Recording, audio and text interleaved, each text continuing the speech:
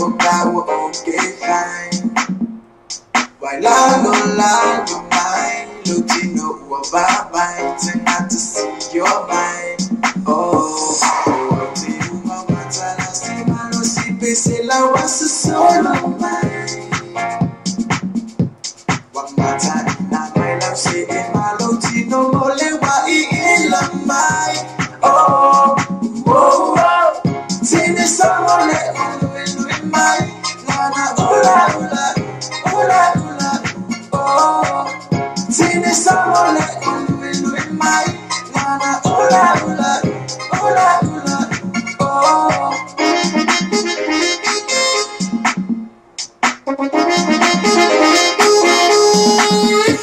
To see my mind tonight, to tip of my oh my more si pa fasa mo abile ileva ai wala wilowai. Oh te uma matala si malo si pese la wasa solo mai. Wamata na my love say malo tino mole wa ila mai. Oh, oh, oh, tine samole ulu mai. Nana ola ola ola ola. Oh, tine samole ulu mai. Nana ola ola ola ola. Oh, simba,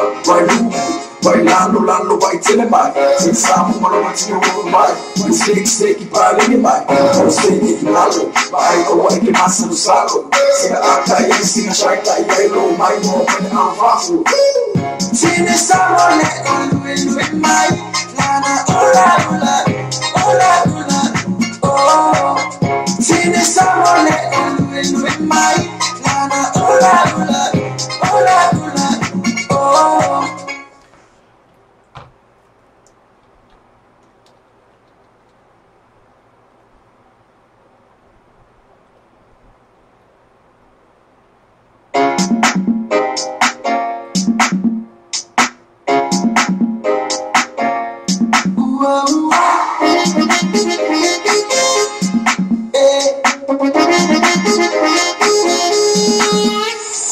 Oh, but I pretend in my illusion, my okawo okay fine. Bailando la your mind, Lutino LOABAY, tonight to see your mind. Oh, te uma matala si malo si pese la wasa solo mind. Wamata na my love say malo tino mole wa ila mind. Oh, oh, oh, tine samole ulu mai. Nana ola ola ola ola. Oh, tine samole ulu mai. Nana ola ola ola ola. Oh.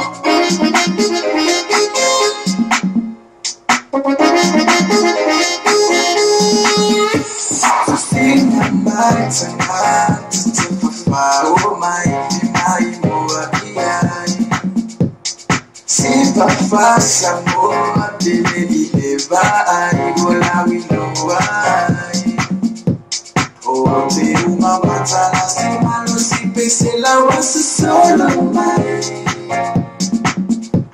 Wamata na my love say malo tino mole wa ila mai. Oh, oh, oh, tine samole ulu mai. Nana ola ola ola ola. Oh, tine samole ulu mai. Nana ola ola ola ola. Oh, simba,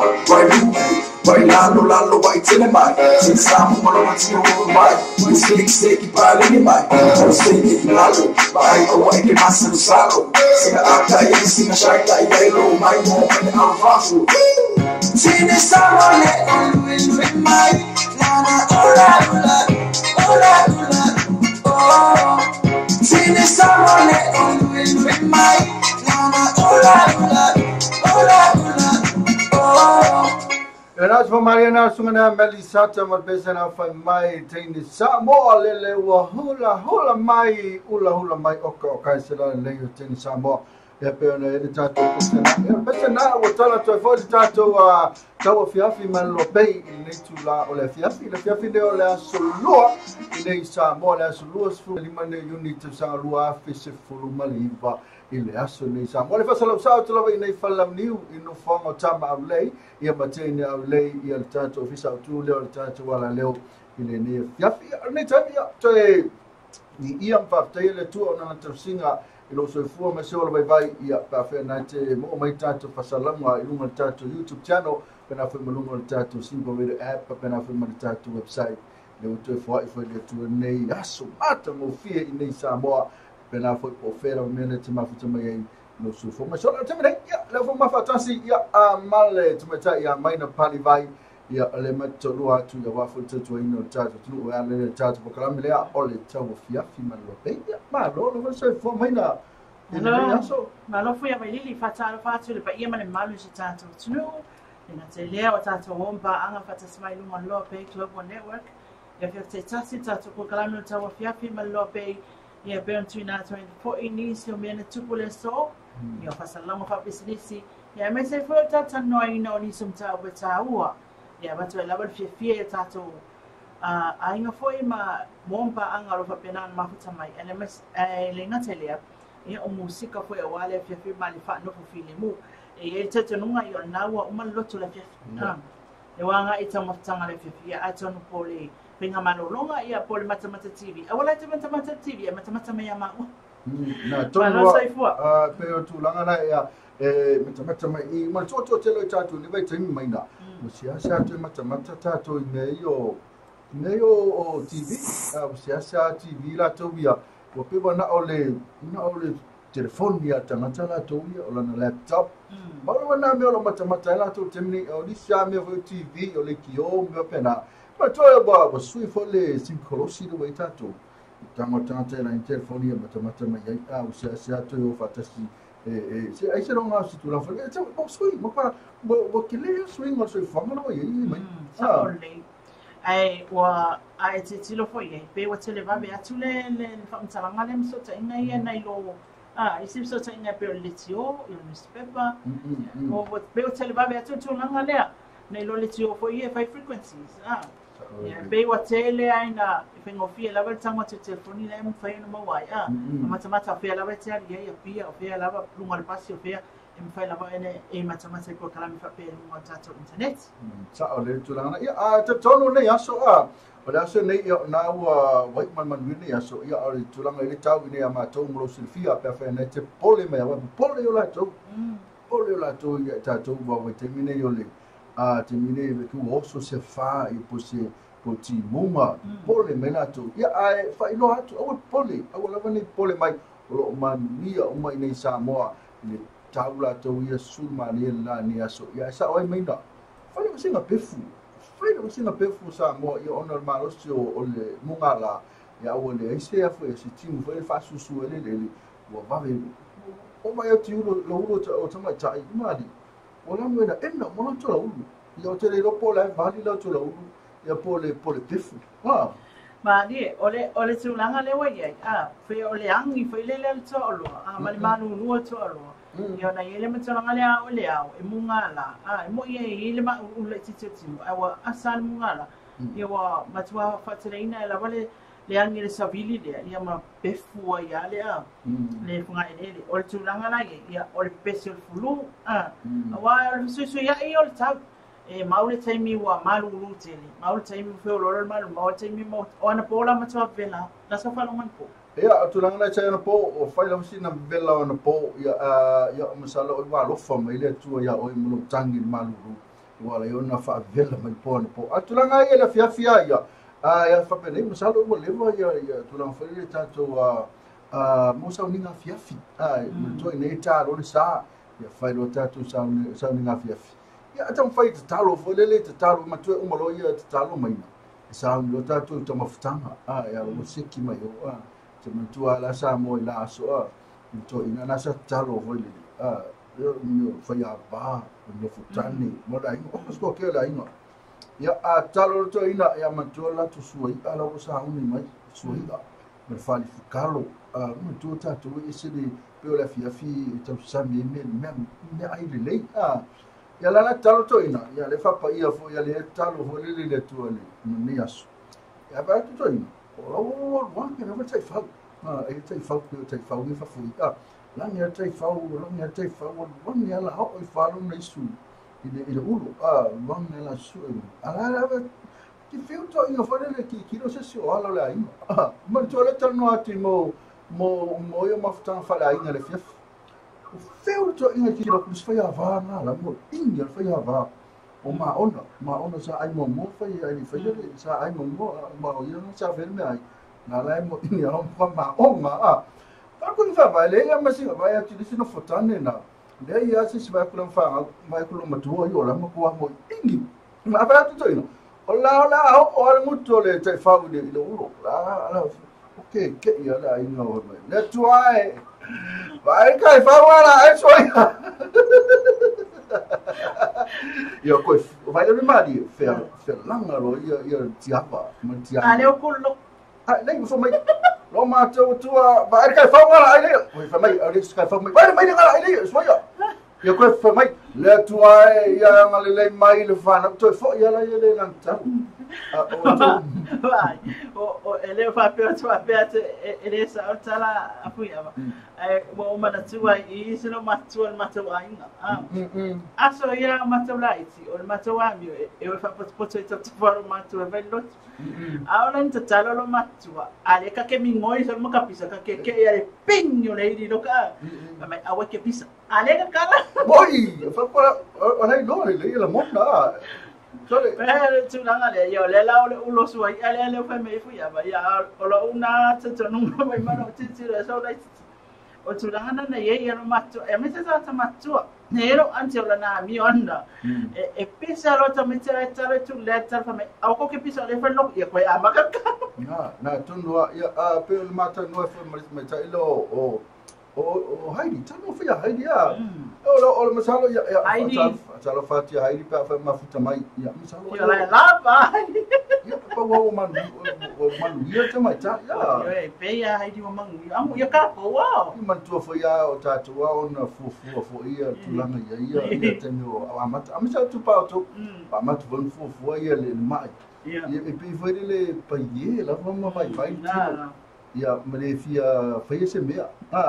Bisa kalau saya apa walau foto aku ya cuma cak itu lama lah. Parece tu nang kay me ang fia ai apu fia ai moni ya. Sa kangan sa wasi nga ya ai. Ya le tum fa ye o te batu sana hilang ala le o ai di mana ora i me ai me mata. Mana ai me foi o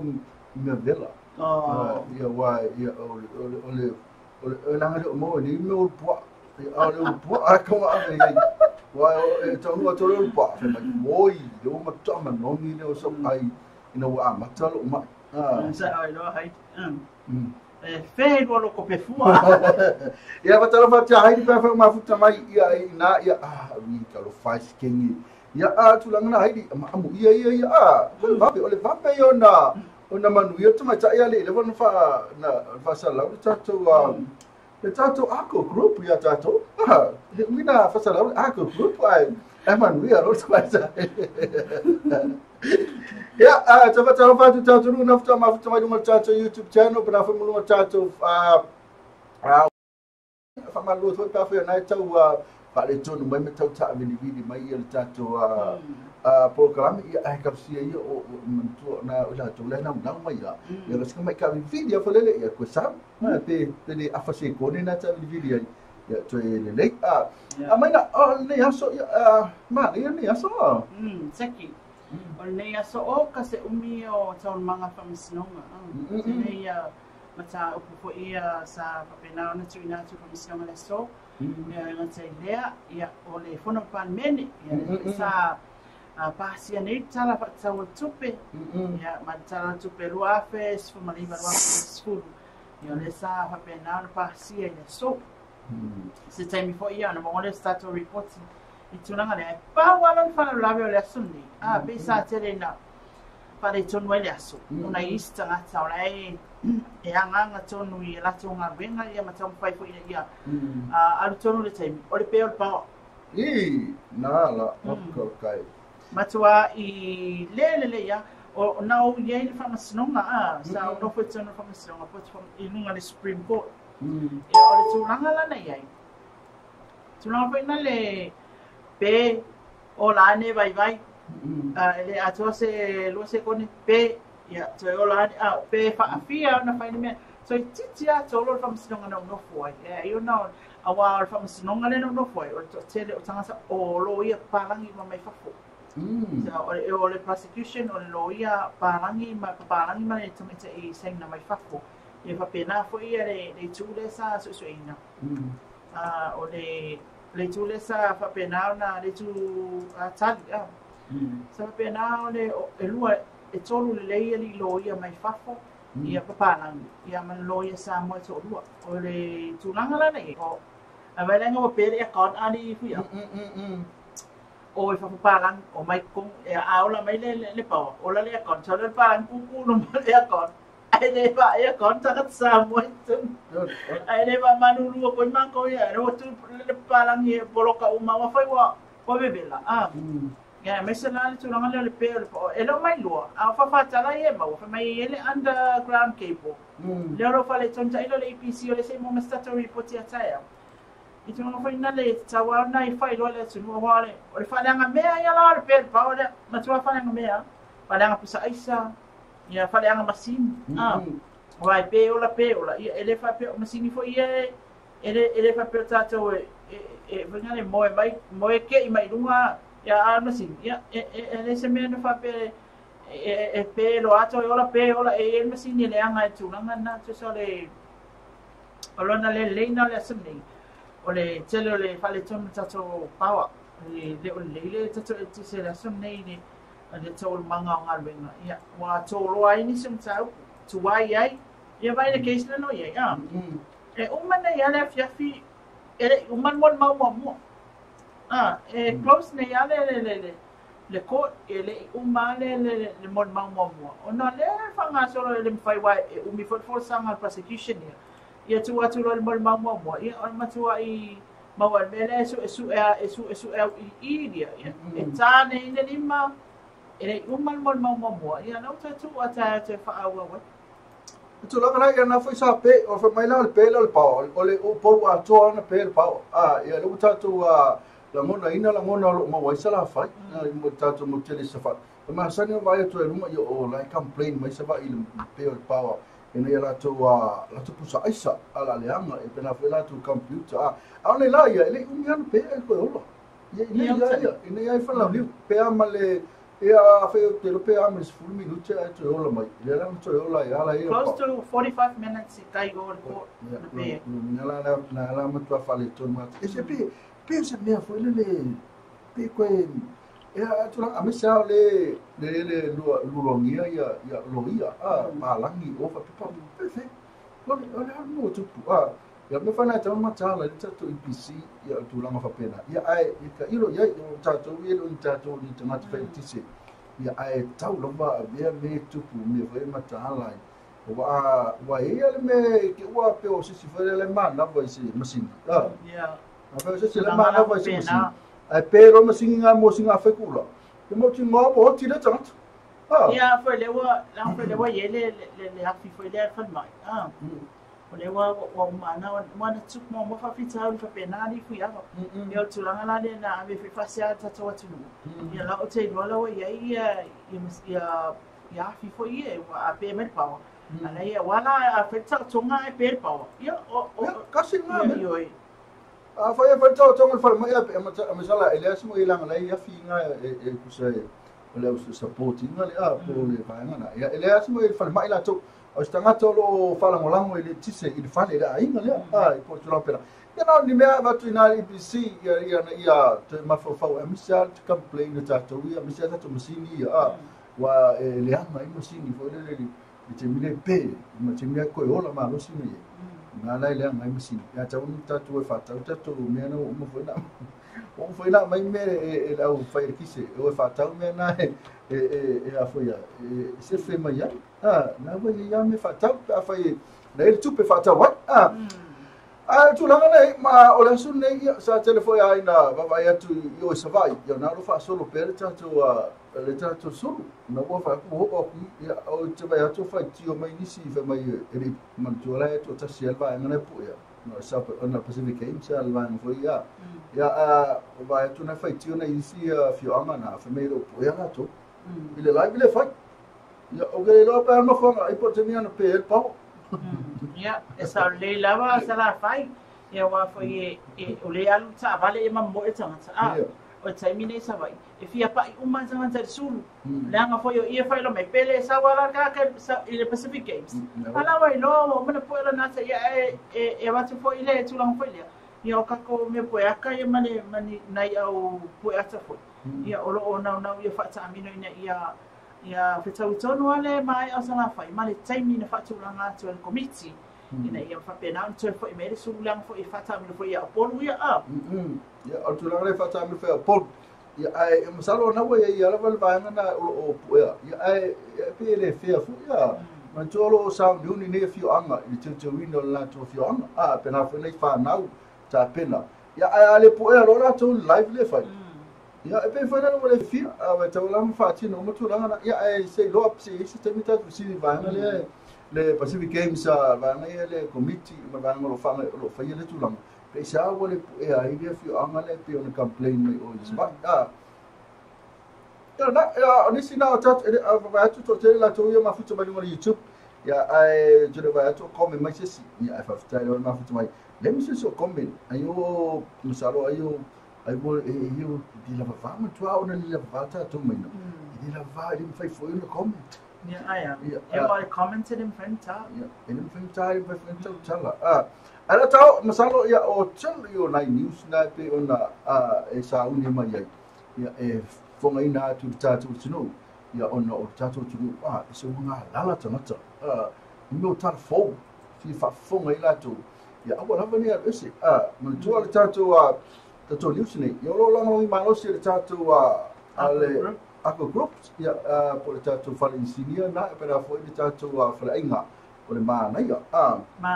ma nai ya na a tamana ya fatalo fa la tato yo fatalo fa tu tato company business ya lo lango ma lo se tato wala lo e pe ona ya ile si le ma tu na ya te fatalo fa tu la to ya o ma file nei so ta inga ia ona ole lang malo si mai ia nei company e pe ole Fexco Pacific ma Western Union e ole Cafe Laterano Moatonga Complex SAP SSAB o mai foi la tu tau au ina ia mai la bona fa o to tatu tana me Samoa e pe ona sauno atu ia le fio mafu ia mai nei company ia e pe ole so so malo si mai ai foi la to o nanga e au na fa ino tato sinu o le Fexco Pacific o le officer numero tasi le por fatu pe numero tasi le fa ino fa li wina ia tupe mai fafo e o foreign exchange pe a fa pe o le isa tupe America New Zealand Australia ia o ani nga le Fexco Pacific ia na rosa ia ma le vai no mo pola rosa ia ma vai na tu no ana o le best rates le atunu Fexco Pacific ele tau o le tupe ya if you now for you to feel malanga ya tunu mau ata mai se tu pe New Zealand te malanga mo e wai te le alwa tu tu sa mo le fa ngai New Zealand yo ina le company le e ma fai on fa ni nai le tau e fa tau mai le fo le tau e fa li wai mo mai le tu sa mo o le Cafe Laterano ya si lia ma le vai o e tele o na ngai vai ngai o i ale o i fa engai tono sa mo ma tu langa pia la tu fa tau wina le vai film ni mai foi le fai ngasi ma le film ai te la tuala fa tau class pe ai ona tala le pu mana mana ia na ino le o le matua i au nga fa la lo le tu mo lunga ma suka ia ma fa pena ona fa mama i le vai le i te le nga o ia me foi nai tono lotino ia mo sei fo mano no ina oni ngalo na e o ani tau ma fa sa vai film ale nga te le o fa enga ese aku ka ia so uma e ma wai fa mai ke ni ma mo e ma wai le pasta ia ma wai le supo o wai le oka e tele o me ai mawai i fale ainga o si tinai asi ia male Cafe Laterano mo tonga tele o nanga lo i mo tonga complex o lo e ala tu faktan malo mo fai ona e ma tono e support te ma fai ona e malo lo mano fuai e pe fai o lete malanga mai e fua mo talo ngal Pasifika lo ia le fionga a rupe matisi la va ia me fatu e sufali ia fa pena ona tu mo ele ngate le ola to me a fale fata watu ngau si lau papalea na matala noa le ma rupe matisi la va o lau papalele ma wai samone o lau papai a mai sa o i fafo e wa uma na suau uma tu ia tu langa fo ia wa ni va na pala pe le anga no fi mo fi o le atuale le ia ma wai se fe putina pe a fa le sa ili se fe ma wai pusa tu o moenga ia fa pe foi setting for ero fa pena no ngase e fa la to na ngo fele te fa le ia no for ia fa i o masa sai se tu lo fa fonga man mai mo ta to tu ia pe wa ele mana o fe wa le anga o pala ma tu ai e suile i e ma fa ila mo tonga fa tino la nanga na ia fa la to se so ni fene ki liva to ai tua ia tu langa ia pe fa le na e fa pena no fa tu ni nai so setting for fa si ai i le mo tonga Nga te leo la tō whale ainga, ia mana tō ta avale te tongi, rental cars. Ia oro mwhai ona ele o nanga le, e te suane ia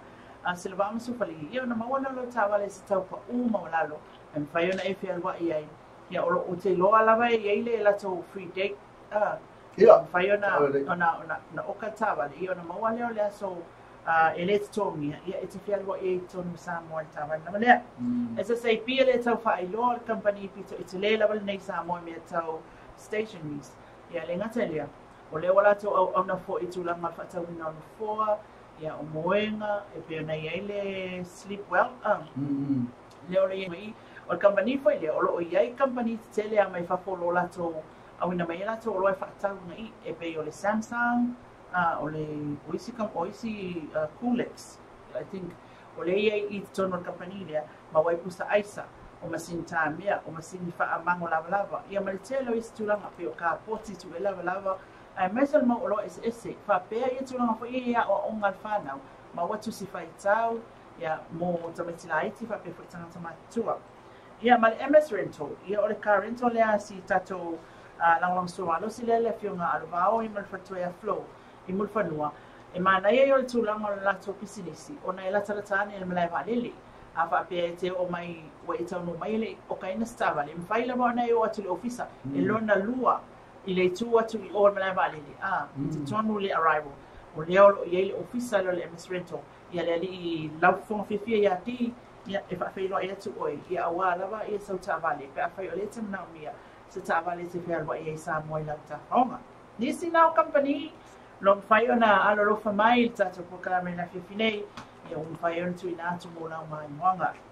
malo ia olo ia foi nisi tato company e le tato svaingana e le to flea marketing le to fusi ia oni me uma ta watu tato tunu ia o me o so swani foi ia to fena to sa ulisa u TV so me foi o new and use me phone me tuai ia te mo we na to fusi flea marketing le to fusi flea marketing ta o le flea marketing a liki na mo fruit mo vegetable na la ina ma le tu manual pito o na le fa de misia te ona te watu la tu se o stelea na ita to me afale e mo o kai o mo la TV o microwave mana no o fo la blau na fa to ina se tau to mo fi ai se lo sua ina sistemi ona matu lo tatu numero de telefoni ona vili le ia le ngata fa fa talo fa tu ya na fionga tanu masa ia mana tatu mani mai na hope na i American Samoa o fe foi nei no show ia o la stona nei la show se fuiva ina le tatu mani mai fa na tama futa mai na American Samoa ia la to ina ia la tas ia la stona tu na fa fia ina le tatu mani mai ina i fonga momo na se le fia mana tu la yo ia ala lela fa fata si man tatu fa ia na hope ia sunga Eric Livili pena sunga ya Marvin ia sunga ya Pe ia man tatu fa TJ ia pena fo tatu fa ia tona na la tatu fa fata si de afia final na stona ina sunu river ia no le mai no nei ia di matala pe ia so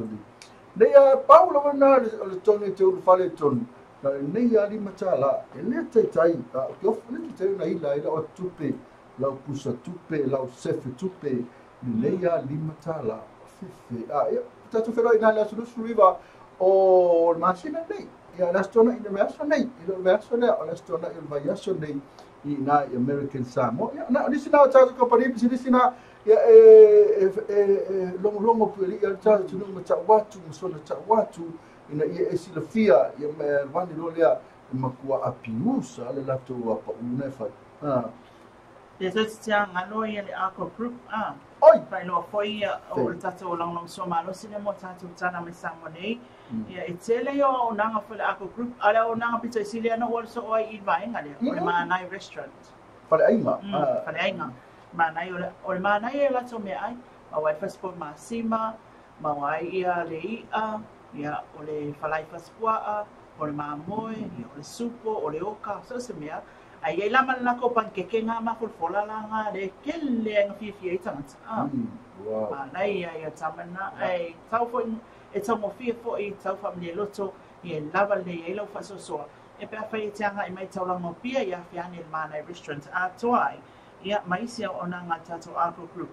ia o lo o fa pena ona o ona i tato tunu ia na awore ngalo ma tol ma ia ma sa o toi malanga mai fafo ia e tau sanga ina pe fa i te fia mosta mo tanga ma to mo fia pe on fa lo mai na yo ina te mo wal man o fa tonu na to ma na mai sabalalo ia wala le nga i tonu i le tule St. Mary's ia sa wale fa so no mai nga St. Mary's fa so mai ia le ile le ako group le ile manai restaurant oh sorry ia mai se la talata ia ni tau war ma vo ia na tu la vai lumba tonu lo visu na ta te mai la ko lumba lo visu le me pa fe te malanga mai nei sa mo pena fa ta to fa inga na le sen kitchen moto i fa lo mo ale o ma fa lo atu ia i fa inga lo inga la ke ma fa mai o kala i fa lo ma fa lo atu me ai na moto o le te no to ai mo ta mafa wa tu langa nei tatu ia e fio ia fa ai u lava i le tamale o la walo ai po te maftanga ia ala me sikina si le fia mata watu ia fale na e te su ia e tau mafa i mata mo fio la tu tanga e foi ma le tatu ke fei la Toronto oka e semana ia nei tafta tonu lava o le tatu number 1 currency na lava i tau fusi fo ia e next ko ele Western Union su e tonu le mana ia la tu mara na tala tu pe Western Union ia na tonu deu lo tu pe Western Union e tala fa tu pe la fa mai fa Western Union ila la atu next door to Western Union ia le cafe la Toronto ia o le mana ia fa ia kuka sim to siria ia o fa tatan mai mo o ia walo mo atu tadi su ta ia ai Samoa ia Lucila ia fa pe fo ia Lucia ia ai fa pe fo ia fa ia me ai tama fa ia uli le lunch ali se me ta fa mana tu mai la ele o se lo mutu Lucia sorry Lucia te o fa fo mai le te mai tai tal boat mai tai le mata ata Lucia o me na to na mata le tato o isi tanga te fa la te fa inga o to ina ai tole o ri mo tu mai se fa na sko inga ala tu vai o mal to ina o amata mai fitu se fulu anga i kua le balu se fulu ma kwa musla o ko inga se o le tau fai fa sa o fo le tu langa fo le ia le mala ia wa o ke o ika wia e tanga tu ai ta tu langa na ia se fai fa sina se lo matua na le ko la mi mana o aki ha vai me ko a lima se fulu tau sanga ani o fa me lo matua e pena fo le to ina fa to ali me te fa mana tu atu tu nu me sa la to yo lo fa masa ni tau to ina malom tu o to ina o fitu se fulu anga kua wai lo o fa fonga mai o te faia oi lo ko vai masko inga media ya tu langa na ya te me ya se fa sta to malolonga lo ka to pese sungani ya Eric Neil Willie Picky Prada ya e vai fo de tato ya tato ta lo fa langa tu video na ya pasi silanga na pe nei o ma le pese fo i mai lo io ne fa fonga lo le te ya mai na pali vai le la fonga na tu ya tato telefo ile nei fiafi ile fa lo longa le ale tato ako group Ia pe ona. Ya, ata nei. Ko casa tama se mane ele mane sunga le ya. Eric, so Come here, Eric. If ko la so ko la to sami ma ya so. If ko la la fa. Your boy is a big Mecca, Eric. So missy.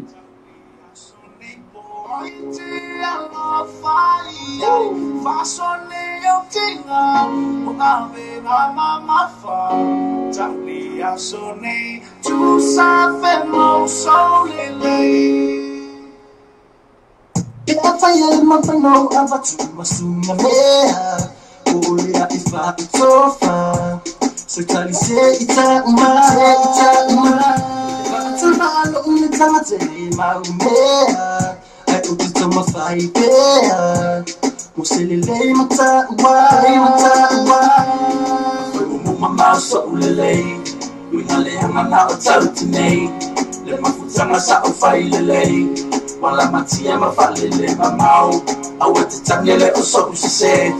owa usuma sa etusi ese afai wale oso uanga e mamai ita ise hamasala afai wa etina anu afotoma jambi asoneko haite anofai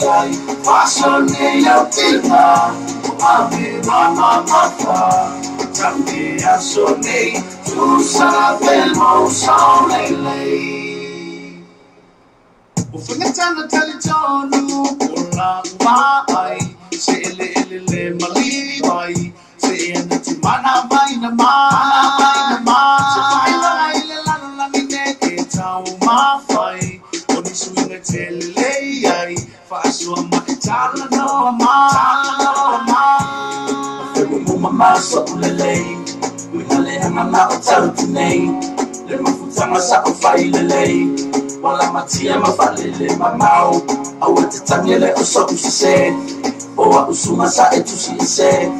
afai wale so uanga e mamai ita ise hamasala afai wale tinga anu mapatona jambi asone po haite anofai fasone yotinga ave mama mata jambi asone tu sabemo solele afai wetinga anu mapatona jambi asone po haite anofai fasone yotinga ave mama mata jambi asone tu sabemo solele afai wetinga anu mapatona jambi asone po haite anofai fasone yotinga ave mama mata jambi asone tu sabemo solele afai wetinga anu mapatona jambi asone po haite anofai fasone yotinga ave mama mata jambi asone tu sabemo solele Le mata mo fio na pese sunga na ya big e brother amal sunga ya po Eric ni really po tama tani fala sanga pene pese sa de la pese a sa io o le si le fio o che no le pese me la tu puto tele la tu Paso tinga. ciao le yai Sa ole yai. tu sala po so de le po so le so le tama nei ya alo mai o se mai fa fonga ya tu se foi malo sila ya ele tu meta ya mai na pali vai o ya era foi na tu tatu news e pego na ya tama nei so la po mai so la po tapo mai ole tu la le ya ai halo lo a mola tu fa lo mai dis po tele news nei o tele i fa lo mai ale la wala tu fa lo le ya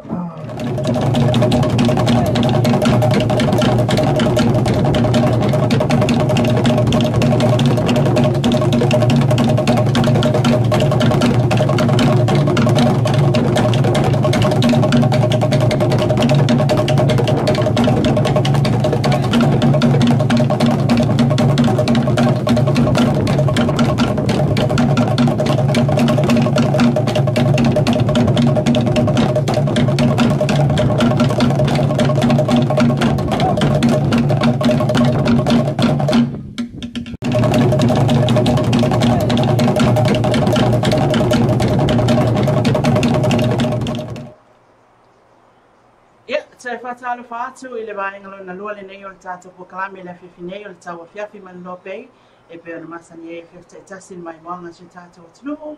ia o lo whapenana mai mo mai le ngati Samoa nei Amerika Samoa New Zealand Australia Amerika Hawaii o whea la walo I ai ia ai mese ai upolo masawai ia manono maapolima leo lo o mawhai o na mai mo mai tātou pokalame ma le o nanga LOABAY Global Network ia whiwhita tasi o tātou tala o nei tu ina ato tātou tala o ni mea na tupu le so e au na whai loa tili le whaafitai o le nganga whaafitai le company o lo whapena lang malosi mai I le tātou tala mai Samoa nei ia wafuen mai maanga tātou atunu le Agro Group whaafitai tele lang sua e tu sai I o le nei au nanga le tātou atunu o wafuen molmoli ina o ni mea na tupu le so ia mo le silafia ma le whaafunga anga Samoa leo lo o epa ma papa au ia tunu maore ngatelia o le pa ia ma le malu Samoa ia o lo tunu le tātou atunu nei. Usi mai ala whaafonga mla mai moa o tātou tala nei na maue le so. O le asole na bala awai le whaamasina maua lunga I mula nuan tā upu le wao pesta vai fōte vanga. Mala aulia le male atoa le Watea Schmidt whaapea ai whau muina a pulu Lance Polo o le company o le nonu Samoa. O le forsanga le tua leo leo le tae au nei le sato la wina I le silia le lua sa lau morianga I lato nei. Maana whaalia foi le te ena I lato ia la aulia le mali toa le Watea a pulu Lance Polo, Martin Schwager, Heather Schmidt matuitui o lato morianga I luma o le whaamasinonga. O le fionga ia vui Clarence Nelson o lo whatauteia lea whaamasinonga. O le uluai mon mau na wala awina I le fionga ia pesta vai fōte vanga. Mana ia whaeloa I luma o le whaamasinonga. O le malanga I Beretania I se whonutanga. Sa la malanga I mala auli. Na maa e au na whaapeatu leo la auli ia te ia. La te o I saina se iwawa ai.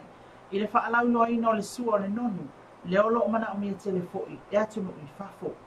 E tasi le mai aso na o ai. O na sa whaapeatu la auli. Se I mata mata I saina. Ma se iwa ai lai le kampani lea. O lo o whaalau loa ina le sua o le nonu I saina. Sa ia ngalue ai whaatasi. Ma lea kampani I Samoa nei. O le malanga lea na o la fuafua ai loa. Ina ia whei loa I atu I le li whai pisini saina. O Jack Chen. Lea e ona ina le kampani o le Pure Pacifica. E fo I mai loa I Samoa. Whaatu sa la kampani nonu. A wa o lea ua maua le maketi whafo. Sa ia ta ua na malia I ai. Ma o le aitia la auli. Na lai o na whaia lea tonu. Na ia whaavai sa la kampani. O le tau mawhai e whaatu le kampani Maristala. Na o la mali lea I foi. O le au mai o la atalii. O le atali o la auli. Whaapelo na atalii. E stala le kampani mo mua lea. O le local partners le moa. O le aso le stala le kampani. E o atwai la auli lo na ofisa. Malana tala. E sui lo na atalii a Martin Schwager. E restala le kampani. O Martin o le tau songa o la auli. Whaelo fo e pesta. Sa whapea na fo I sona manatu. Taluai o lo na atali. O lo fuafua e restala le kampani. O lo I Amerika. O le na ia toi suia ai fo I lo na atali o nofo I Samoa ni o Danny. E whaalwa le kampani. Maana la maali lia umaiai. O lua I whaatonu fo I la ia o le kampani o le local partners. O le vaivaenga o shares. E tai 5% share Martin ma Danny.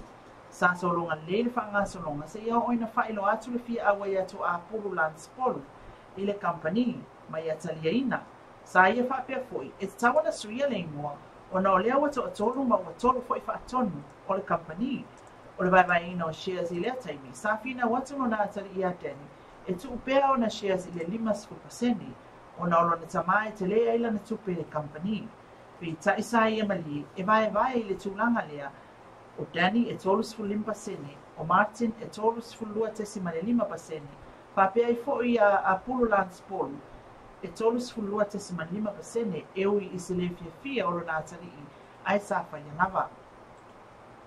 Safa I lo atu fo I le lato fono, o lea wata tala tau o fonga I le whaatawina o le company o le Pure Pacifica.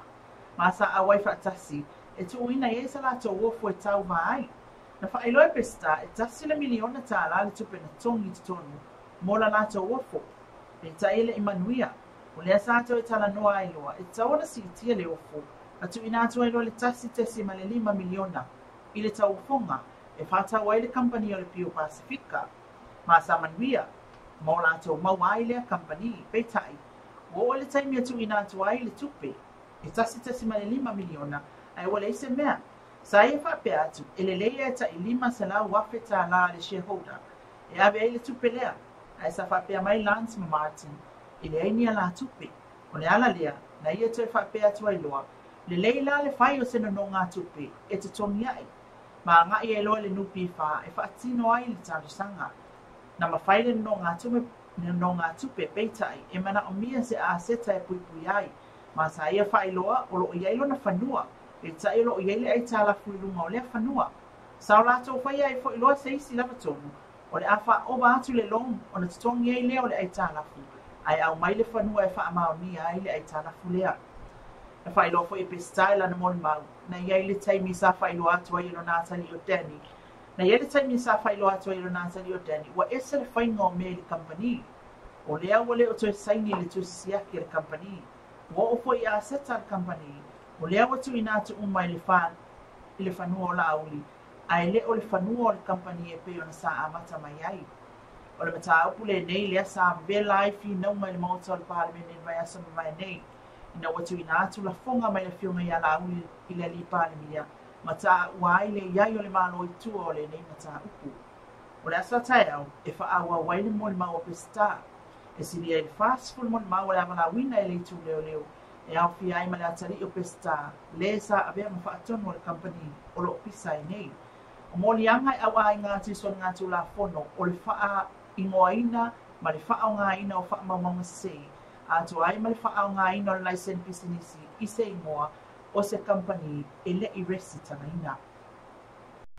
Inisi o tala mai wha masinonga lava ua wha asala le ali o awhatila tolu suraltau sanga mtua e le sfutasi masina i whalpuipui i lona wha o manu atu ngai lona tolu a sfutfitau sanga le mtua i sa atu i malufi lufi e ala lea i lona tuina se itulo i le la au sa eu koko lalo i folo na matatanga tau a o sa ewe le koko Fatima Mikaele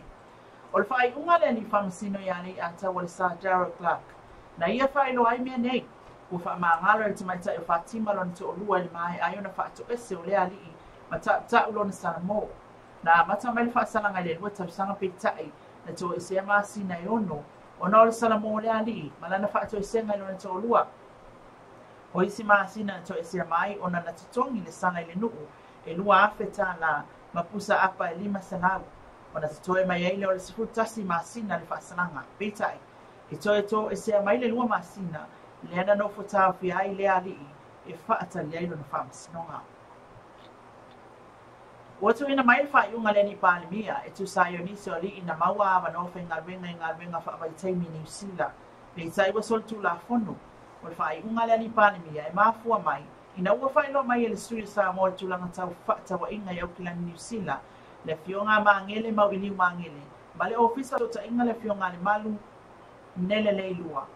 O soltu la fono lo whailo mai se pepa o whamtananga le malo. E au fi ai le ngaoi o le ngaoi. O le inu ava malo sim whaavesi no whaafai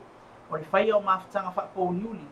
O le tau mawhaino le se kalete o le marijuana. O le whao malo se o tupe au whai ngāruenga. A toa e mase ali ina ia tu ua e au no ma se whaatanganga le ngāruenga. O no le fia mawhutatu se tamaitai au kilani lava. Whailoi le li panemia o tele whautuanga e la to o mawawa no e ngāruenga le o le ngā wenga whaamai taimi mai le tau fwoi na tu ua manoa pe atu lai mai tūlanga whaapi nei.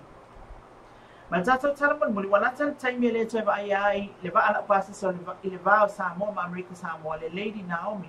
o na o leo le a suia le wa fau e ala le fisosoan mai le malo i a pani ala le whatu peina e tusa le tau mai le luas futolu miliona tāla. Le ngata fwoi lea o lewa tilo tilo le company wa a Samoa e sa wa ala po ai mawhai na whamala ngai i le wao o polu masawai mai tau na whao ngā lea wa ai whai ngā pālota o le lua afe ma le luas futasi. O lo tilo fo i stulanga mwhai na whaaloloto le wafu i asau a wawa atatele whaali a fo o le tilo fo i le wafu i manono i lona saunga le mo whiwa inga ale mamano le atinu. Nisi na o tala ma watu ma tato atinu i Samone wa fo i le mai mo whaafonga se tato atinu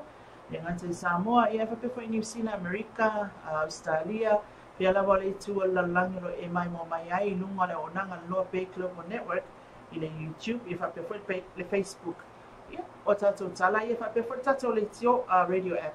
ia le o lo tu ina atu ia tatou tala ia me se fo tatou po kalame le nei o TAUAFIAFI ma le LOABAY fa tai tele mai mo mai fa tai fo tapua el tatou tunu o lo fa nga sol pe ni se o fa sinonga sa lo la so tai au le atu ma wan sa atuanga e ni se mo mal o fa sinonga le pe on ta wa mo mo ile non Samoa le fionga la u le mani toa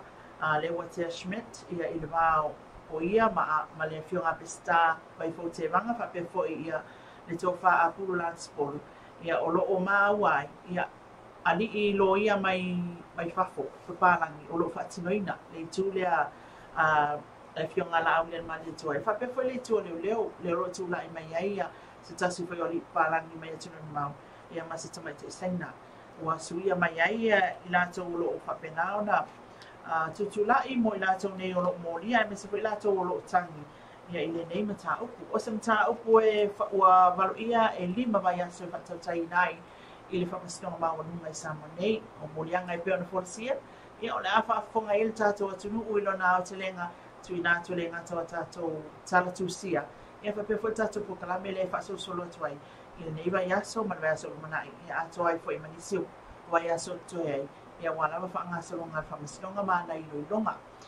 tulanga na paule tulanga taua be ona fa ilo mai le fionga le Minster nga ruenga ia le Lady Naomi ia talo fa ia MB Lady Naomi le la le toi ma ai Samoa ale asui se tasiva ai tu sai lo so ani le malo ia pani ole isi tulanga taua la fo i tawatina el tato tunu ulewa tu ina mai fo ile famtanga ia ole fo tilo tato company va i se va la po atu nai no le Lady Samoa le lo malanga il va mo fo no msale longa nei va pena ona fe alwa ia e fa boy moile ai fa nga ina ile lua fe mal sutasi o te loa o le fa nga pa lo tato no o fa moy e fa nga ile va alea ona ole na maua fo ia fa sea ia mnisi fo tuanga mai sui fai pula il palmeni o lo fa pe mai ia e to tele la to na le palota ia o la so fo il palota ia e fa mata e o atu iai ia e mafai tangata uma sawa i o no foi i o polni ona malanga i sawa i fatino la to palota e pe o le navata ia palota tangata uma ma e tau ona palota tangata uma man to foi ele o asolia sana o lo restala ai pula ai pe palota o taimine tu la fono e te restala ma e palota a fai o le te fu te malanga i fafu e mafai ona e restala online o lo o fatino ai ia le website ia po le penga te whailangi fo ia le mtanga venga o le official komisina o whainga palota ia lato te whaatinoina i lunga o le internet ia la restala ale na foi o le foi wa ia i le tulanga fo i le tato atunu wha mua mua i ona palota i lato ia ia a fianga tu ma o le soifua ma pe o tato matua tausi ia fo mai maunga tina ma tama ma tua le tato atunu e le la fa pe ona mua mua palota o tato tu la fo na o tu langa le wafu i manono ma le wafu i asau le lo fai lo mai o le tu langa le sa fai lo le ni pan mi to le pan mene le afa lo toina le wafu i asau o ne to o mai va ato o mai mamao i apiene ai am fai ona taula i savai ia tu o loa ia ma tu langa fo ia mana o mi to wa sala fai ia fa pena fo i polu pe o fa molim tu langa ia o tu langa na lo to fai ta to malo a lo to lo le wafu i asau o ma failo e tele o te taunai ia le wafu manono o le alo fa na ona pena ona fa matongi mai le fionga le Minster o ngaruenga e fa pe o le a tilo ia i po saunga le mo pele wafu le i lo ia ma kwale sa ne mo lo e mana mia le tato le tato wafu le ia ma na ia fu nai manono awa le fa pe e la tala mai le ngai manono ona le ia le fa fitau le tupu le valia ai au la vona le tato wafu ia o le fofuanga lava malati na el malo ina i mawhai ona whemana ngā i tātou atino a wane i maua tulanga fo elea wha mai ia wale aris kamai whai poi ponga langa le what's stacking e lapu le vaa le o alu le vaa langa lai le anga le afi o lea ua le mawhai o le taula le wafu tulanga mana le leo mana mi el malo se i spaitionga e te tau lava ia o nāti na em tātou ngā i uma ia fofanga o man malo o la whapenang whamtongi atu ia pe awili atu foi ia tatou tala mai palemene o loo faapena ona fa na solo ale sole na pasia i tatou tala tupe se taimi foi ia na tu atu leiluga nei ia atanonaua mai mo foi ai nisi o pega tafailangi ae o le atu faapitoa i se taimi o i luma ia le se tatou interview foi le faamatala uilina ia o le tala le tupe a le a le tupe faalu a le tupe maua e fia kupe o le kako i kalafu e fia ia tupe le ua tipi ua wato e se mai tongi tangata o le atu ina atu mo tax mea kuwhapena ia o le tupe ali atina ia o le e aon whaafunga ni tata atu no sa lau iliwina i tonu le palimene le mai a pasia tai au o lo whanga solo ai ngā ruenga le palimene i le pasia ina o nisi o tu la fono toi te teu i te tonu o mauta o le palimene i te whau. Ai o tatou tana nā mo le whiwhinei tatou fo ia te tatou pese tatou te manolo ai. Ia amale, ia mtou te whafunga mai le afu ia wailili ia i le soina ma le whaamaina atu fo i o le tatou programile nei TAUAFIAFI ma le LOABAY.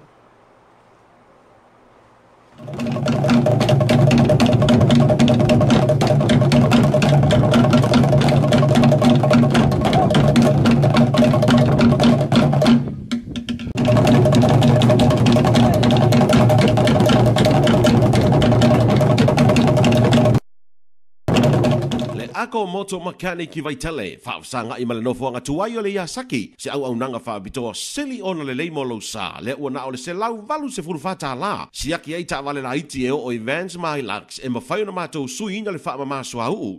a toa o le afi, si aki uma taho fio luma matua, whaapea lola ma pau lau ta vale, si aki uma foi tō tonga ma vaenga a toa i lalo lo sa, o na mātou whaai lo atu leo vaenga lo mana o mia lo sa, mo lo nofo sila fia, e iai foi la mātou au nanga whaapitoa mo pamu kiso, pamu penicini ma injectors a fio mai nei loa pe vala au mai leono o tasi iwa whahono po le fitu tasi fitu wono wha le ako moto Yo tan celoso por todo lo que Dios me dio a las mujeres de ellos mira como yo le doy la pongo así, le camino así, yo le bajo así, me la como así ahora vale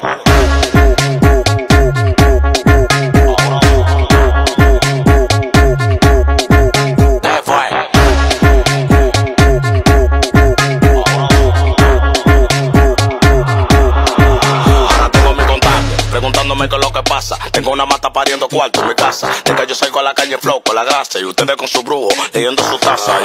Es lo que tú dices, bellaca. Me gusta la colombiana así, de berraca. Que le den paca, tenemos la paca y como un pelotero, pum, que la saca. Yo tan celoso por todo lo que Dios me dio. A las mujeres de ellos mira como yo le doy. La pongo así, le camino así, yo le bajo así, me la como así. Así. Ahora vale.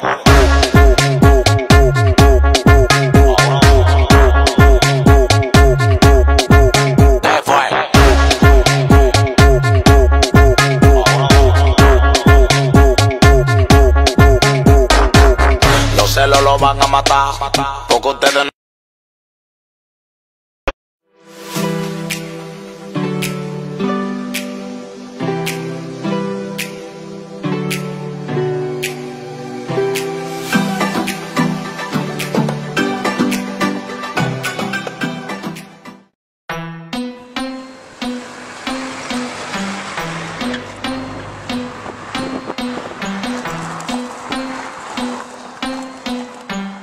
Fresh boy on the beat.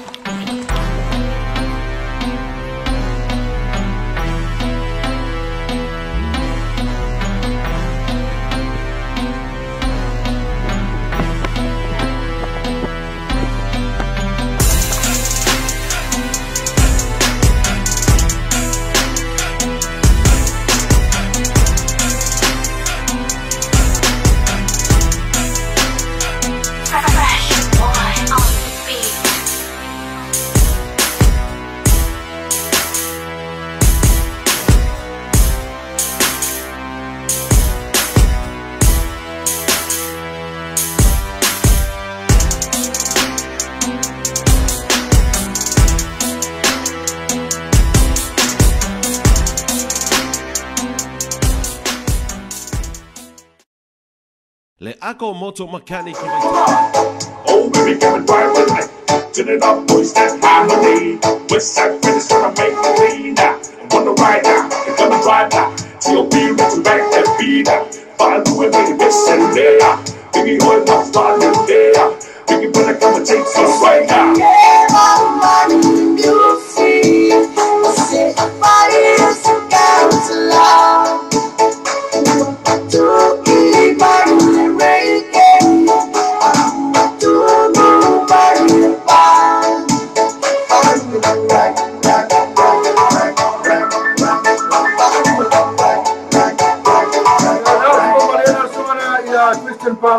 pesena falu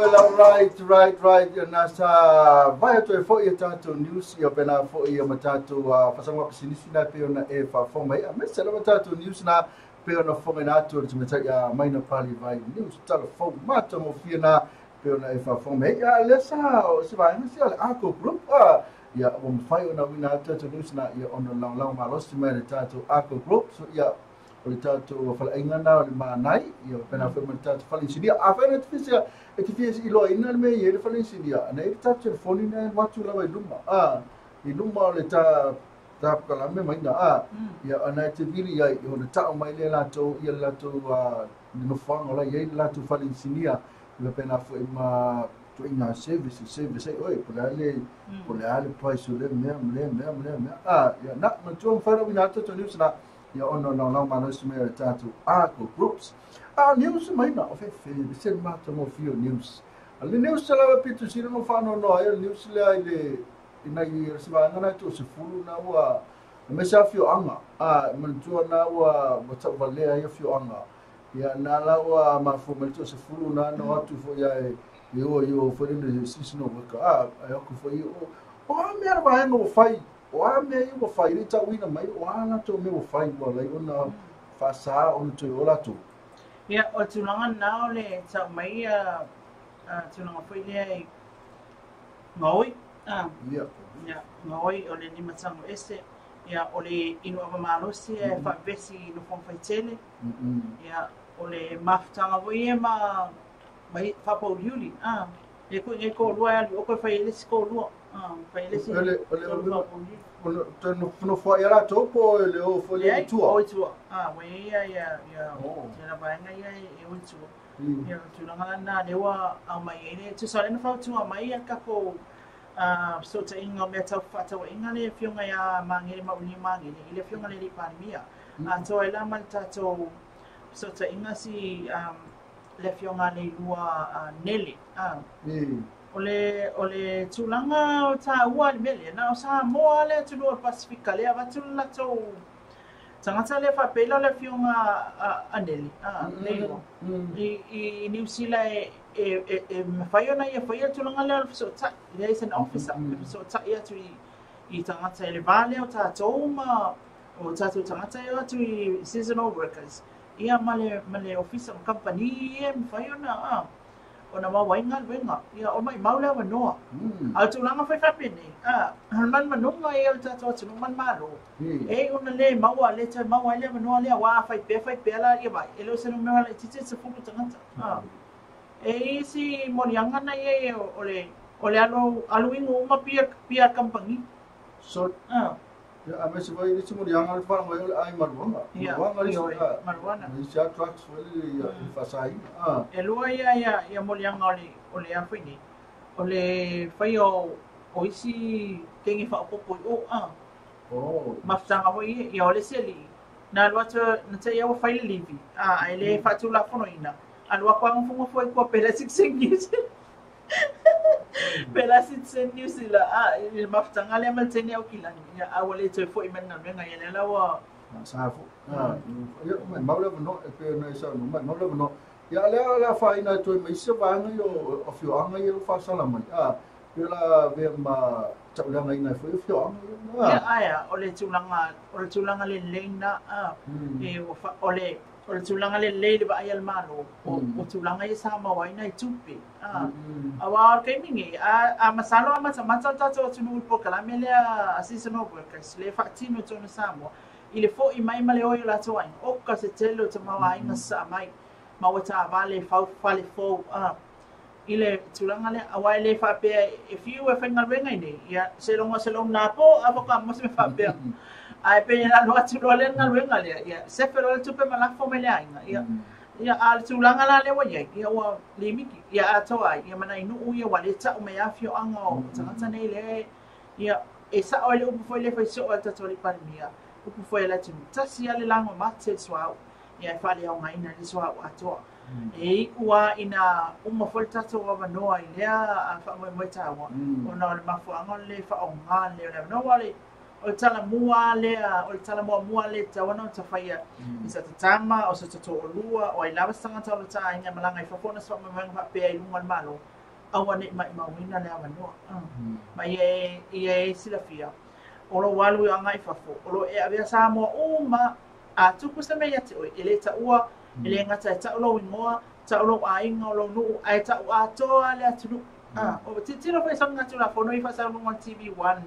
One News and News TV and Set News esa wa ka wa ole islander tu ai nelo yo sa mo ya so ai male ole ainga fier fa awur ko lua lan me ngala na ku New Zealand ola le ko ngala ko fier ngala sa tu la o mana ele o toi po ai se ba ai ale afa sa longa time ne mele ala yona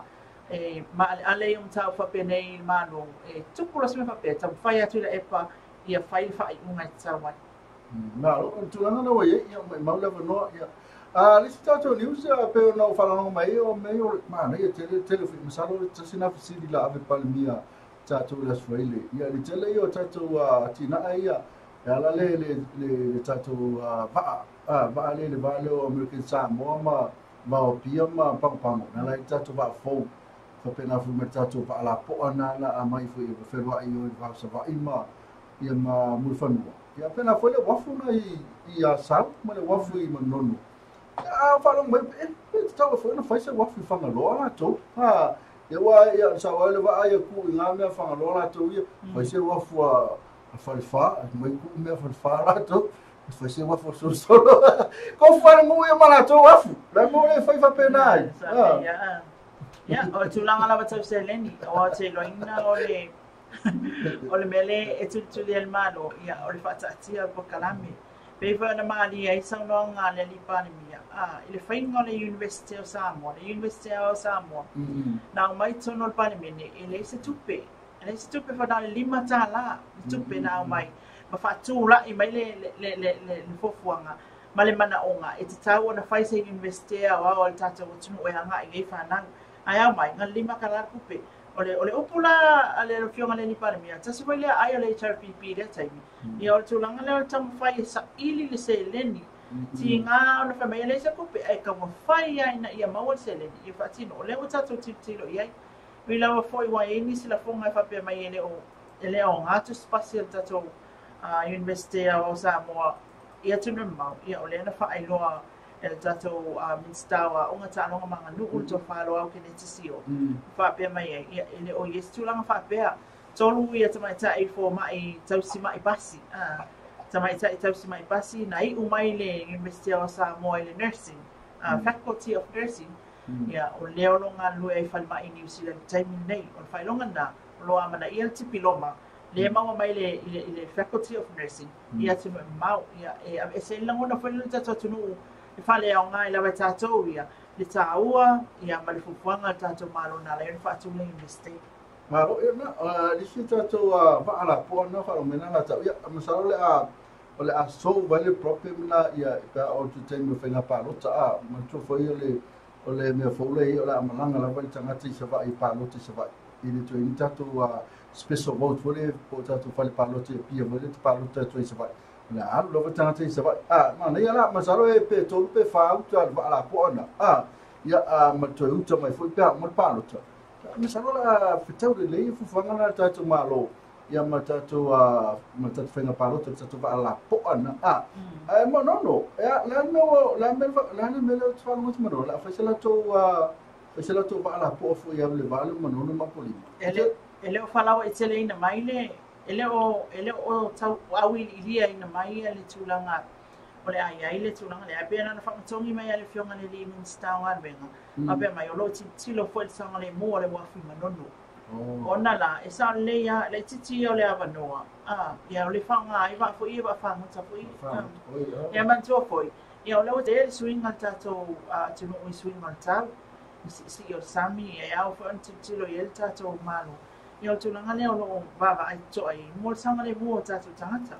mara te langa man to wa manono ma polima mai ia na manono te le o ia polima ia te sina me le te tam fai ia chief fo na me ia chao in whauna o I manono o ia polima ia lisa mai anu solo ai o ki le mea le laulangi ia e tono ai o Samoa ia le o i tele i o isi motu o tātou tunu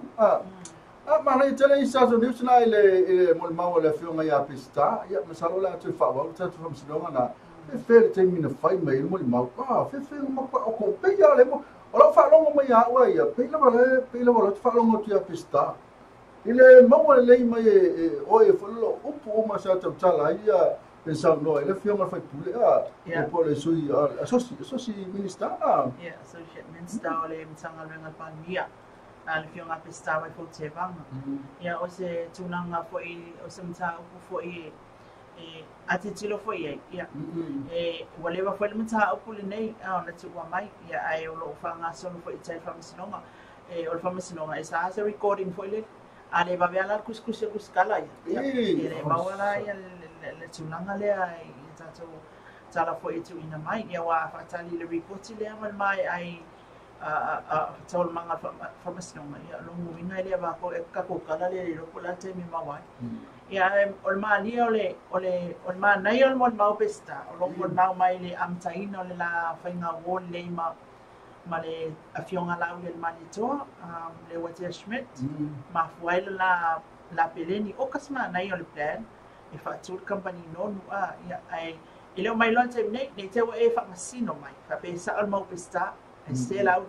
ai le ya ona e tul lo mai tato tala le o dai lo tono ile o le sa tono mai fa masino tato tu bo a foi fa masino lai tai ai atu ina tu tato tala fa masino mai tato tu tato po kalame ia ai ole ele tu ina mai le unga o na me unga ia se tato fa no fanga so more than 40 witnesses from le koleo le la mo mau ile vai aso lima vai aso fanga so loi o stay ma to fa nei me o famisinonga e lu story lu side story le o fai mai ele story la fiona pesta le fa pe un kai i sa pesta ya ai se ta fa tali te mi fai mai le story a pula to ia malauli ya to lo foi na no fai lo famisinonga ia o la vai ma ia po ai tana tai it's out ya le situ langa le pe mani lo atu ai lo na mai le tala mai pesta na alo lo e tu si mai fale fai se fa mo mai ila mo mau pa wa ma ko fa te pula ai ia tu langa nei o famisinonga ai ka un alo li potila to i o fale fa mo mai o la mo mau ma kusi aku mo e kusa alo mo mau la alo no lo alo wa fu ala tu le lima e se le fio e kepi e lo kai ka wele ya na tala va na ya te karie ya te tu ni dei se si o aka ole si ya na mo le mo le lina na mo sala mo ya ma ya na mo mali fo ya ile su tasi masina na skama ma na ya ni la fa la veo e sauno ma na ya ole fa ai unga na mai ile o fa na o le ya to no le ta fa ti o ta to tala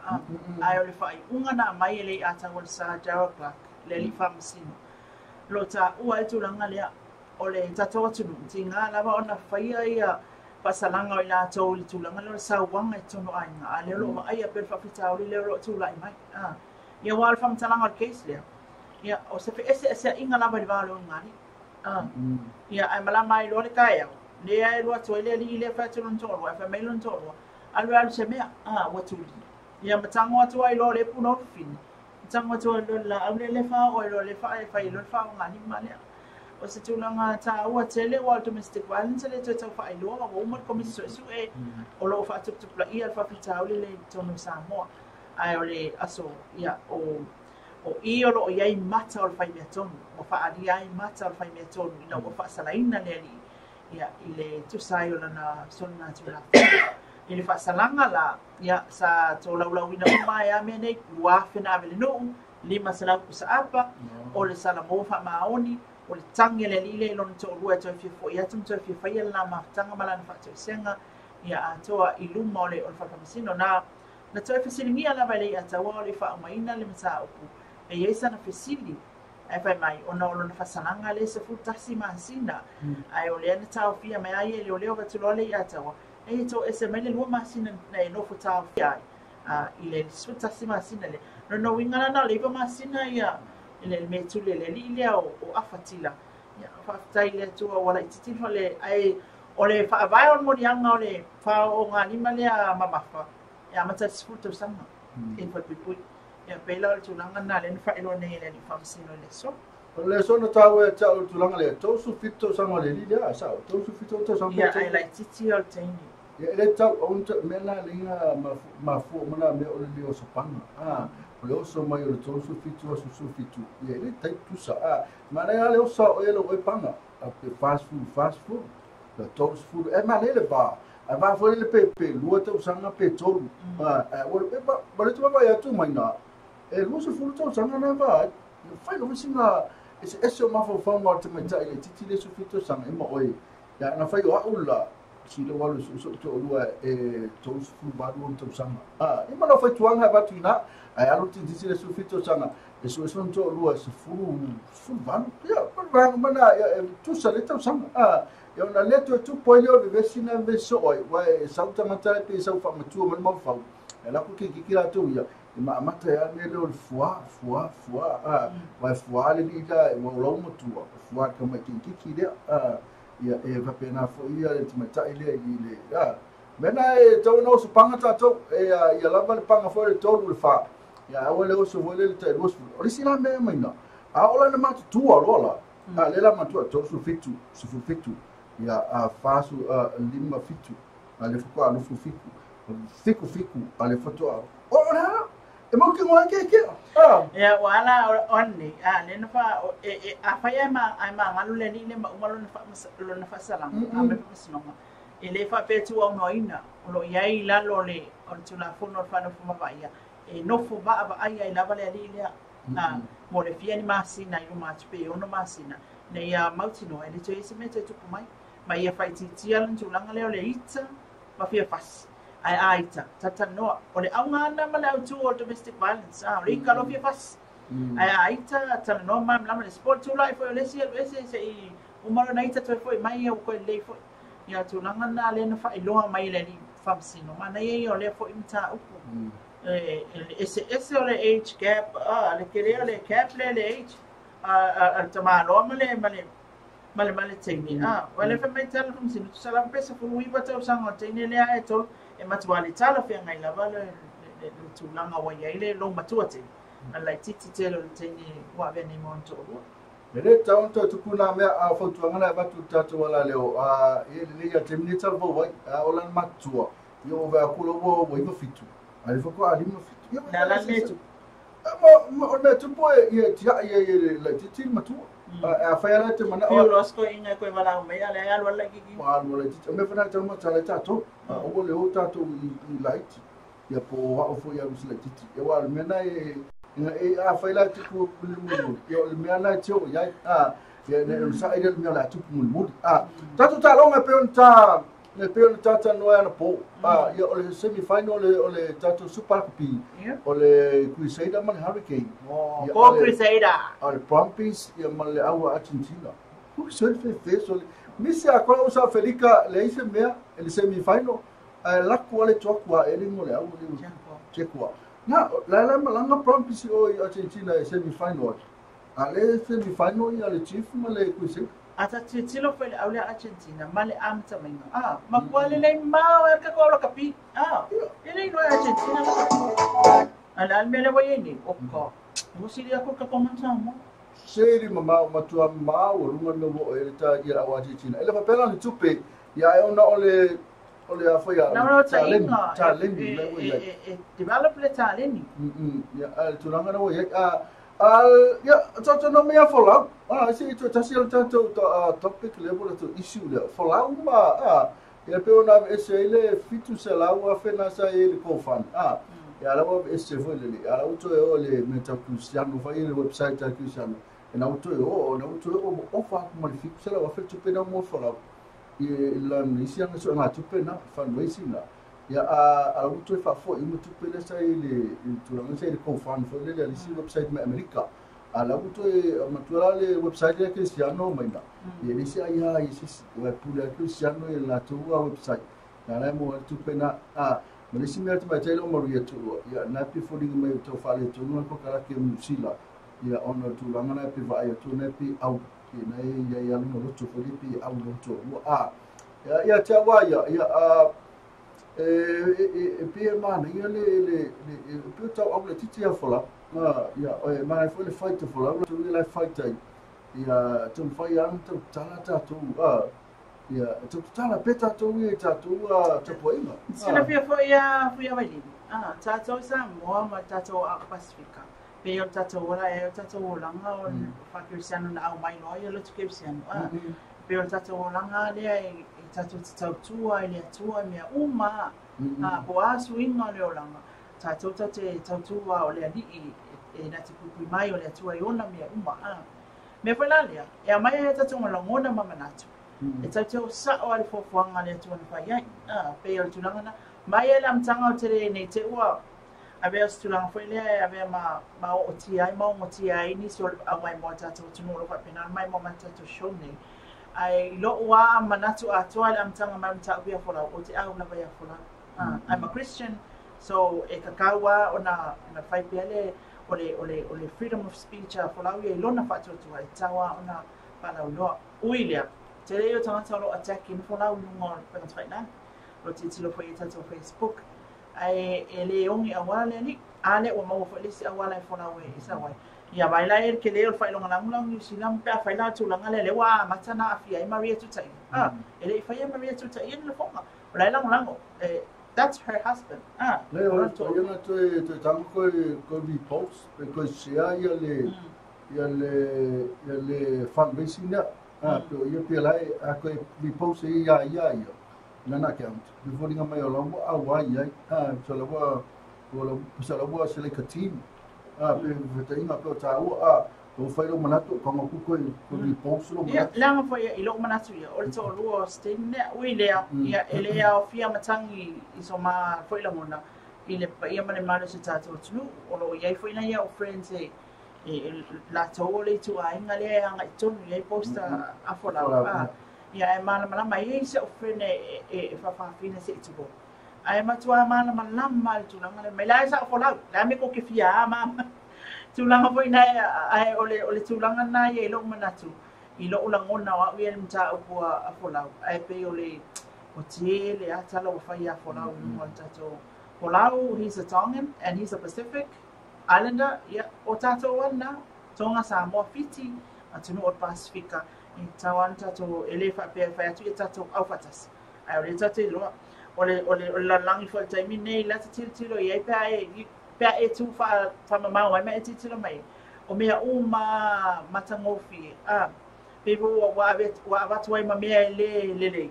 ko fa matangofi uma tu ya ina ia mana o yatanga o tulanga na le o ka ke le lang ke mi o ki nga me le anga matanga awa mana o tanga ta o me le ina ia prove sa o lang point ai no me na sa o na manatu ma fa madia ina lo na manao ai le tulanga na e ao na tato awane tato o tato la mona tato ma fofonga ia e tato o le wiola le atua la le wiola le atua fai le mesa o fanga le li na mai tato sia ele ao ia la ku atam fai nga so la manatu ele tulanga le la o fa ai moina le tulanga langa le o tato tilo lana o i me o makwa le anga fmai ia fa te tainga siva mai tene la titolo YouTube siva mai tene pese un coi ki atele no ase vai le fmai what a show yo share solo for my o le best le o la coi ki o matanga il tato tu na tato nga wilia ese na mona tato no matanga ia ai le au fia foi matangi so mama na tu male fio mafu ya bai na na mapa ia o le ma ale o le issue le fola ia ai le ya tato mau pe le afeli le to o le va to o tuai se tato o le ma lo na fina wina Yesu keriso nga na popo nga fenta ana fio o le otina ye tato o fa tasi ma lo le fa tatai me mo tato malo lo so no mai na yo tu lang na ele tato po krambe ya o tu lang foi na ye le sunga fla ko na pe ya o se la me le no pia ma faita anga ya mai si me anga sala Ale o pe ala va le tulanga la le tama tini le o kuli a fo la tulanga le ya ale ese tala tele stamp mai e kau ko repent e ke te maliu e te alu le afi fa ba ya pe a fai e te le salmo mo to le wesi ya ale fa pe o se kala fo ya se kala fo le ya la ma tu fo le tulanga le winga tala fo la pesa awa o ile la fa ngata fo fo ngale tomen to ko ina fa le to atama eva fa nau le fa nau ia ulu ola la au ia fa tamen tam ele fa nau se tam ia no winga e ngata ile fo fo ngale to ole mala le ta to la lang e fa le to la ngale ole a me fa le ala tu ai ta tai awana e fa tama ina to la ngane to sana wa to la ngane ka le wa a fa tama ina e me se fa e ka le sia wa le o pa tu si ka le si lo fa tanga la mana pe au ia le fafafi ia male fafatama sa o ia nei ala o fionga foi ava ili go la tsala isa no mai sa o ia nei le post Eric malo Eric boy o le setasi foi o le ro foi ia tre fota ina o langa o fana o le teen group e pola ele le la tofa la o ia Eric foi le boy ia Eric boy le lo fa no na ngona o tatou o ele o ia la po sa venga ai pe e kalisia na ia tulanga lea ai pe o tatou e kalisia la ngala sa le ia Eric tulang pa le pe fi ke ka ko fa finge ma tanga tai ai tu fa le fa ta ne ke ke e fa tala la ma ia ngwa tu le uku fa malo si au ia la to to no lai loinis ia ai le lo fo inis ma na mai ile fo fo nga male mali fanga solo nga mai le por kalamia le atua o le ainga o le fofo nga pa ia le atua ainga ile tamama tina mali fana ile se tamama stama tulanga na ile fo stina so ole mela na fa tai Eric mola share mai pa yo longa inga ni asole pa malulu atu foi pa yo afia lo fina lo nei a tatano o ma wala ba mana tu ele abani ai so fina lo fania ai fa tai tele mai mo mai tato fa me o mai vi ai ali ia mo fi na foi e tu sai o meu tupu lalang ia e o atato ia tato saban to mena na fofo mai tato o langa tato matua ia ato ai foi one tato tu ole tu ala o ia e una mena ia mena to pole wa pe no foi mai ela fi ngana to a foi o me fusfusie la loni yo la fusfusie foi ma a foi la o me a tala ina la loni yo tala foi ma a foi la e tala kalisia le fai poi portama mas é católico o tala la Yesu na fai e pete lo va quella o pule lo malo o ele la va que o venkle o number 1 fai la tala ni la pe mai la pope ia ma o le la tanga le fai poi portama tin tatu kasi católico yo mana tu ila o mi ngala mo tala fo numa Wigala wako pale wa mantuolo nga mene paho ele tua I apeteu mai o mea te tala o e lalo nei te tala foi nga foi te nai e makwa fusfusia lalo nei ia fusfusia foi nga e pe foi na te tala le wa abasu ia la o mea e su yo kako masalo la fu su nga talo te ni ia ai masalo ia o le utula mela tala tula eva ia eva le tala tula eva ya masalo ya ole tulunga fona tal kalame ya one fa so ala ya fa so atu ya afe na tele fifia ya ya simela la ne ile fifia ya ma ole ala manatu ai ole ole batu ya ai masalo se tengo na mai lo se stato se li fo le fa fini ni tal programa no ta mai fa mai san fa so fo le lemta se mai ba ola tu ya le fa mai ya ana ma tu fa na ma ya o matua nei ele fai subia ele mo fai se la fia e fui le la fa tolo tala le ela friend fa fine na fia fai ngan venga su e so ngan venga fewe al ngan venga ele fewe aven apala ele mo ngan venga sa wa facilmente me kele lo fa ala golia e fai na pe fai le na pe ala na politasi o na sakete pa na ofunga pe asa ko an ave tu sileme ne ma wa ngan venga sa lo fa mai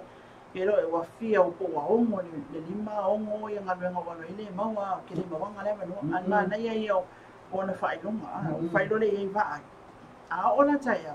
e so le taia abela tu si lo na no na va le na pa lai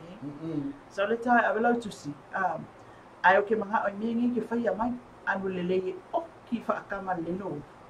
fai so ia fai tanga fai le so alo ana sa no rai tau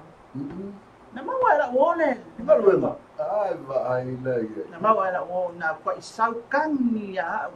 ma fai mai fa tai ya ngale no fo pa pioi e ole tu fo isi sila ti tilo me fo ile kuli ia ia lo na la mona fo ina le tato uma ia ia la mona na ia tato ya ole fa fina le sa wale fa kinga fa masui ma lo le fa le ka ma fai son tolo termine ia la ko kuila ali fai son tolo e fai tolo oh ya pola la ma kwa se e ma lo o ki fa po le ya ma fai le ia fai tanga ma o pe o sana me ma san yana ya ola la e vai tu tuila ya ola tala na se fa o fa ata tu ai fo i mana tu o mena tu ya ai tatu se ia me tau ya na tatu se me tau puna ya le tam masalo ya le wa tatu no le tu lai ba yo mana tu fo ia la fu se le mon no tu me ya mai na yo tau fo no fa tu ruma fo le tapo klame ya ne fiafi mo le tu fa tai la tu mo lo na sa ma fu te mai ma fe kai la bela tu na ma fu te mai mo tatu YouTube channel ia lo ele ma se mai lo atu o to ia pe lo fo tatu wa le tatu ala leo ia ai no le tu na si le fia mai o tu umana pe na mo tatu website le www.loapaytvradionews.com mo tatu simple radio app ia channels download ia na le share tu sa mo ve tala ve pe fa fo ma fo la ele tatu masalo la so tau ia la tu wina tu ali tatu tai menino ia ma tatu loapay ila so tau tam o tam wia ia pa po fo le tu ia tu su fo ma se so vai fo il tatu o fo na ne a tamene la fo tu tamato mai na pali vai e fa sona upu fa to fa fo il tatu tu a me tamene ma lui te ne fiafi to fa se fo ia va tai la sa mo la mai moanga fa tai I fio yo tala le o fa talo lo no manu le tu a wasa man wi o tatu tu no fa tai tatu ai na tapu I mama mai tu no mama o lo fa pena mai mo ina fa salonga LOABAY Global Network fa tai tatu tu no sa mone o ai lava mai mau tele se ia pa ia mau ngai ti fa man wi le tu ia te o tu o mani ni tu na le fiafi pino ia tai au le lo fum le anga le o le tu se foi